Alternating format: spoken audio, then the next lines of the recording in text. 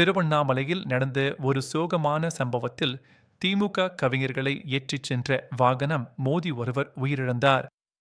இந்த விபத்து அப்பகுதியில் பெரும் பரபரப்பை ஏற்படுத்தியுள்ளது. உயிரிழந்தவர் யார் என்பது குறித்து மேலதிக தகவல்கள் இன்னும் முழுமையாக வெளியாகவில்லை. இந்த சம்பவம் குறித்து காவல்துறையினர் தீவிர விசாரணை நடத்தி வருகின்றனர். இந்த விபத்து திமுக இளைஞரணி நிகழ்ச்சியில் பங்கேற்றுவிட்டு வாகனம் திரும்பும் வழியில் நிகழ்ந்தது. இந்த துயரமான நிகழ்வு கிராம மக்களிடையே பெரும் கொந்தளிப்பை ஏற்படுத்தி அவர்கள் போராட்டத்தில் ஈடுபட வழிவகுத்தது. கிராம மக்கள் சாலை மறியல் மற்றும் ஆர்ப்பாட்டங்களில் ஈடுபட்டு விபத்துக்கு காரணமானவர்கள் மீது கடுமையான நடவடிக்கை எடுக்க வேண்டும் என்று கோரிக்கை விடுத்தனர். விபத்தில் உயிரிழந்தவரின் உடல் சுமார் 200 மீட்டர் தூரத்திற்கு இழுத்துச் செல்லப்பட்டதாக தகவல்கள் தெரிவிக்கின்றன. இந்த கொடூரமான சம்பவம் அப்பகுதி மக்களை அதிர்ச்சியில் ஆழ்த்தியுள்ளது. காவல்துறையினர் சம்பவ இடத்திற்கு விரைந்து வந்து உடலை மீட்டு பிரேத பரிசோதனைக்கு அனுப்பி வைத்தனர். இந்த விபத்து குறித்து விரிவான விசாரணை நடைபெற்று வருகிறது. இதற்கிடையில் திருவண்ணாமலையில் மற்றொரு சம்பவத்தில் மலப்பம்பாடி ஏரியில் இருந்து சட்டவிரோதமாக மண் அள்ளப்பட்டதாக கூறி போராட்டத்தில் ஈடுபட்டு விவசாய தலைவர் அருள் ஆறுமுகம் மற்றும் 22 பேர் கைது செய்யப்பட்டனர். இந்த கைது நடவடிக்கை அப்பகுதியில் பெரும் பதற்றத்தை ஏற்படுத்தியுள்ளது. விவசாயிகள் தங்கள் வாழ்வாதாரத்தை பாதிக்கும் இந்த சட்டவிரோத செயலுக்கு எதிராக தொடர்ந்து குரல் கொடுத்து வருகின்றனர். இந்த மண் முதலமைச்சர் மு.க.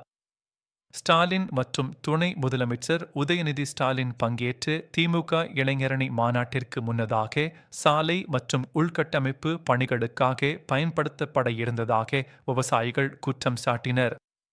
இந்த குற்றச்சாட்டு அரசியல் வட்டாரங்களில் பெரும் விவாதத்தை கிளப்பியுள்ளது. விவசாயிகள் தங்கள் கோரிக்கைகளை வலியுறுத்தி தொடர்ந்து போராடி வருகின்றனர். உழவர் உரிமை இயக்கம் மற்றும் அறப்போர் இயக்கம் இந்த கைதுகளை கண்டித்தன. நெடுஞ்சாலைத்துறை அமைச்சர் எய்வ வேலுவின் அதிகார துஷ்பிரயோகத்தை மறைக்க காவல்துறை முயற்சிப்பதாகவும் ஜனநாயக உரிமைகளை அடக்குவதாகவும் குற்றம் சாட்டின. இந்த அமைப்புகள் கைது செய்யப்பட்ட விவசாயிகளை உடனடியாக விடுதலை செய்ய வேண்டும் என்று கோரிக்கை விடுத்துள்ளன. போராட்டக்காரர்கள் சட்டவிரோதமாக கூடுதல் மற்றும் பொது அமைதிக்கு குந்தகம் விளைவித்தல் உள்ளிட்ட பல்வேறு பிரிவுகளின் கீழ் கைது செய்யப்பட்டனர். இந்த பிரிவுகளின் கீழ் கைது செய்யப்பட்டவர்கள் மீது சட்டப்படி நடவடிக்கை எடுக்கப்படும் என்று காவல்துறை தெரிவித்துள்ளது. இந்த கைதுகள் ஜனநாயக ரீதியான போராட்டங்களை ஒடுக்கும் முயற்சி என்று சமூக ஆர்வலர்கள் கண்டனம் தெரிவித்துள்ளனர். விவசாயிகள் 1 மாதத்திற்கு மேலாக போராடி வந்தனர்.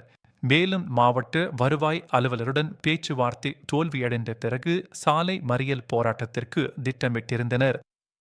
இந்த நீண்டகால போராட்டம் விவசாயிகளின் உறுதியையும் தங்கள் உரிமைகளுக்கான அவர்களின் போராட்டத்தையும் எடுத்துக்காட்டுகிறது. பேச்சுவார்த்தை தோல்வியடைந்ததால் விவசாயிகள் தங்கள் போராட்டத்தை தீவிரப்படுத்த முடிவு செய்தனர். டிசம்பர் 14 அன்று கைது செய்யப்பட்டு 21 விவசாயிகளுக்கு நிபந்தனை ஜாமீன் வழங்கப்பட்டது.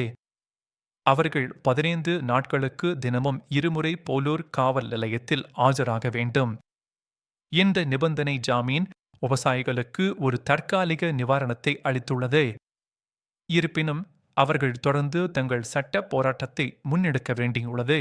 அருள் ஆறுமுகம் சட்டரீதியான வழிகளில் தங்கள் போராட்டத்தை தொடரப்போவதாக தெரிவித்தார்.